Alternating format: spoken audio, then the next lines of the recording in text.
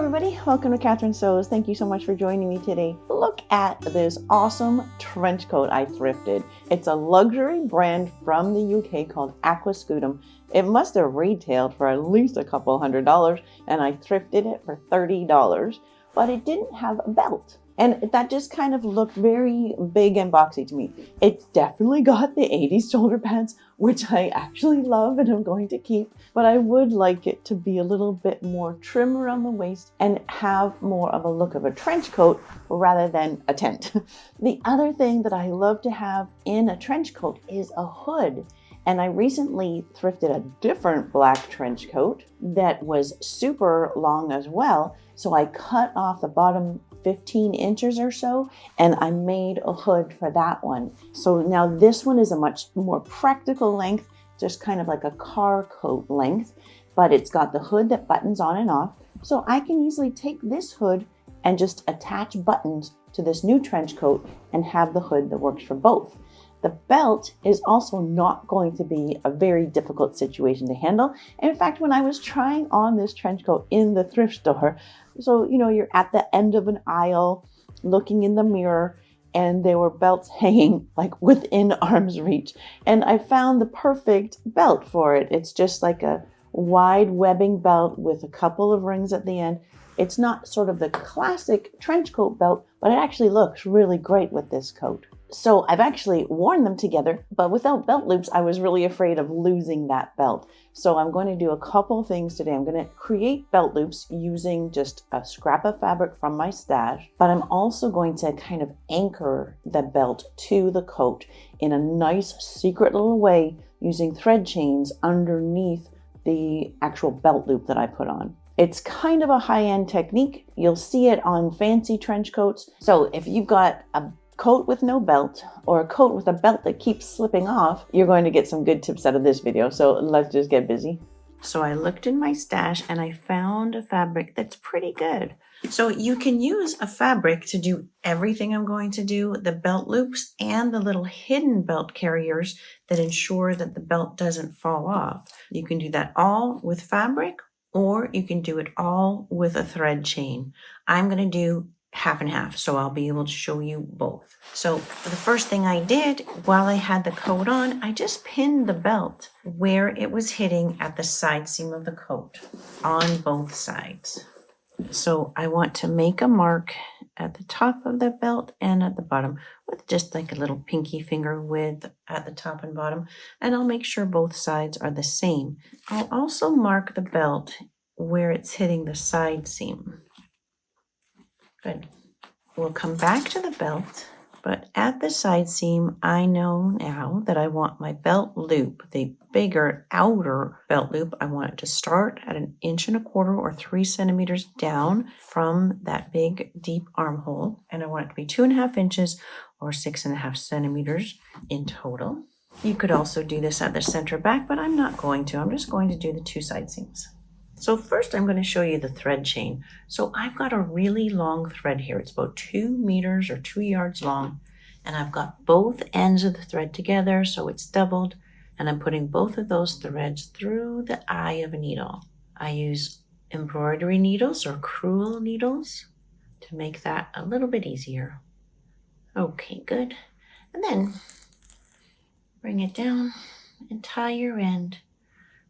All 4 strands are together now, so I've got a quadrupled thread.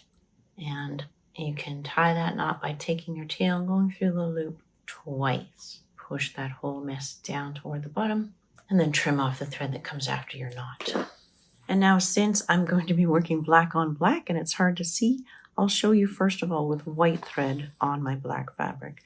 So I'll just be taking a little stitch like that and a second stitch. And then this is just like finger crocheting. So I've got 2 fingers through the loop of that second stitch. I haven't pulled it tight yet. And now I'm just going to reach through the loop and grab the thread.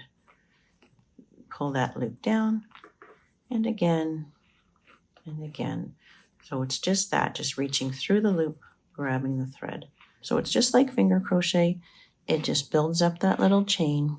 Now you can do your whole belt loop like this, but you'll need a really long thread. And if you are doing the whole belt loop, try to hide your initial knot inside the side seam so that it's neater than what I've got here. I'm just doing a little thread chain that's going to be underneath the belt loop, and so it's not going to show. So when I've got it long enough, and probably a couple centimeters or up to an inch is long enough, I'll put my needle back through that final loop.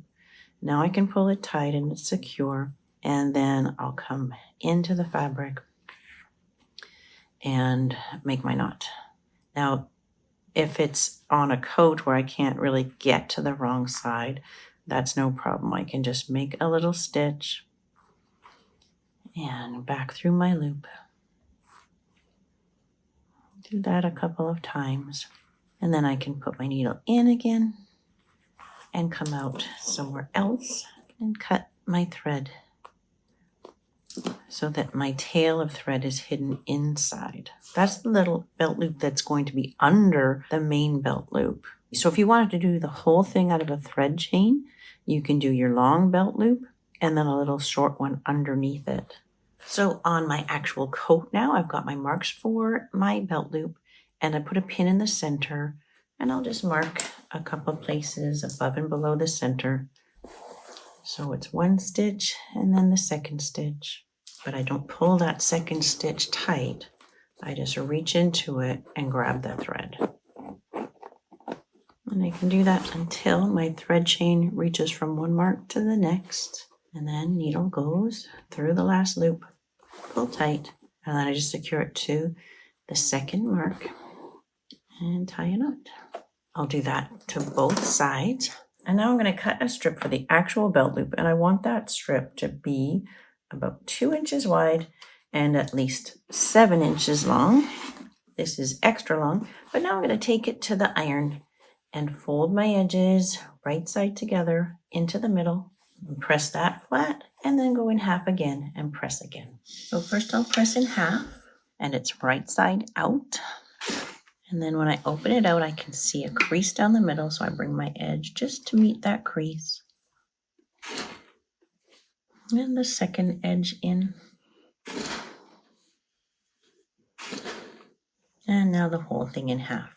Both of the raw edges are tucked right in. And now I'll be sewing those two folded edges together all the way down this strip.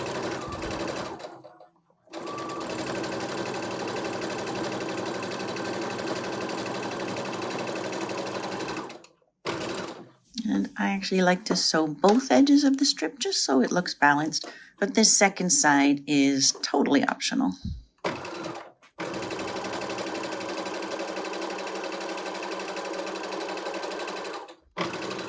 Good, so I can give that another press and then cut that into two pieces that are 3.5 inches long. I actually cut it about 4 inches long just so I didn't have to be skimpy. If your lining is separate from the coat, you can get right up inside so that you're just sewing it to the outer coat.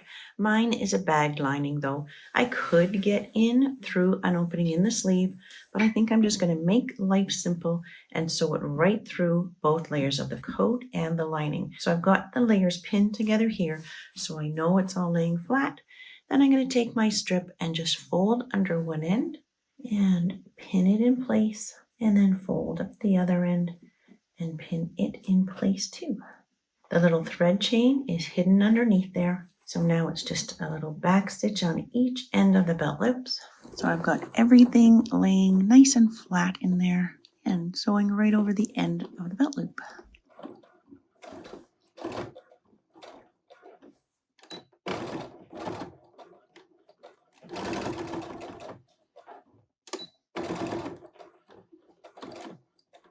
Just back and forth a few times like that.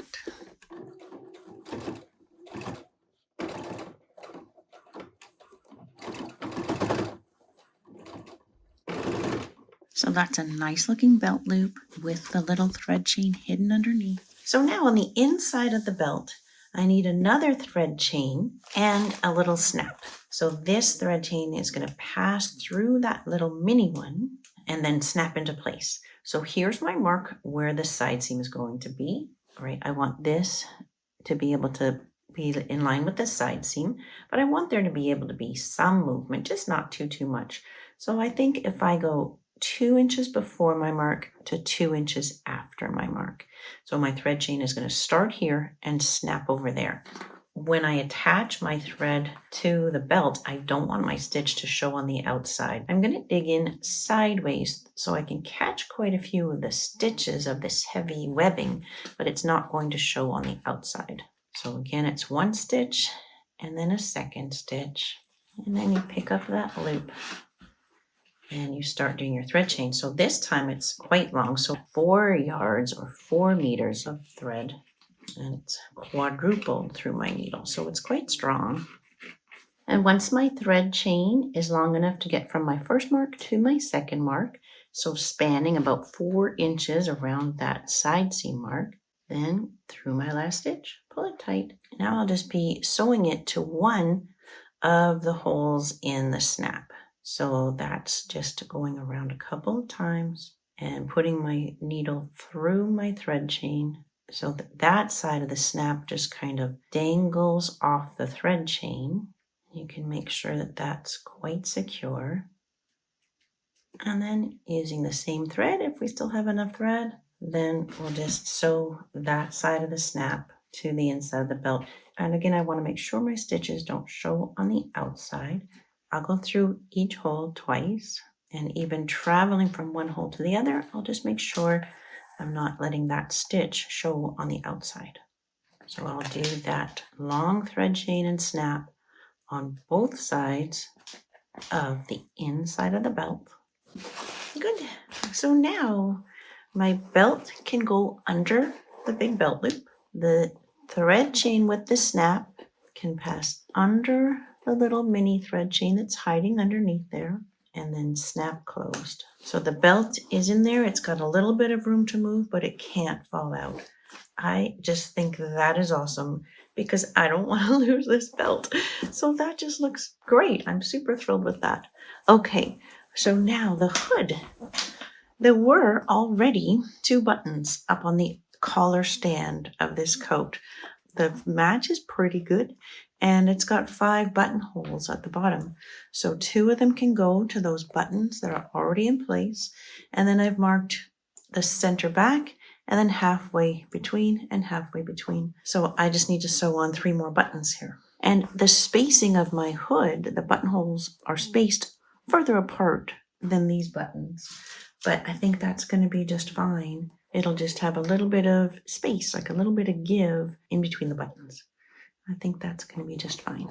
So the 5 buttons are on, and you can see that it has that extra space in between the buttons, but the collar is going to cover that. And then when I use the hood, it'll just be like that, which I think is just great. So that is done. So, okay, now I've got the perfect combo. I can wear this hood with my beautiful long trench coat or with my more practical short black coat.